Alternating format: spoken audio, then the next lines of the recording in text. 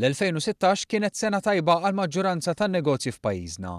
Fil-waqt li kien hemm min qal li mar tajjeb bħal fl-2015, 36% irrappurtaw żieda ta' beħ li saħansitra tlaħħaq 30% fuq l-2015. In-negozji semmew il-flus fil-but u s-servizzi ġodda bħala l-iktar raġunijiet li waslu biex żiedu fil-beħ. Kienu biss 29% li qalu li naqsu l-beħ u dawn semmew il-fatt li hawn iktar kompetizzjoni fis-suq u x-xiri online bħala raġunijiet ewlenin. L-istħarriġ li ta' dawn ir-riżultati għamlitu l-GRTU, bil-President tal-GRTU Paul Abela jispjega kif it-tkabbir ekonomiku qed jinħassew.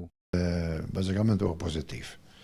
Aħna ngħidu li l-ekonomija qed tikber, ovvjament il-membri tagħna jew inkella n-nies fir-retail serin aħjar, għax hija normali meta l-ekonomija tikber ikun hawn iktar ir-retail jikber.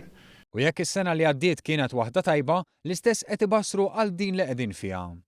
41% tan-negozji huma ottimisti li din is-sena l-beħ se jiżdied u 44% qalu li qed jistennew li jżommu l-istess ritmu ta' 12-il xahar li għaddew. Saħansitra ħafna mill-membri tal-GRTU qed ibassru li jkabbru negozju. 34% se jagħmlu dan f'Malta u 4% qed jippjanaw li jimirħu lil hinn minn xtutna.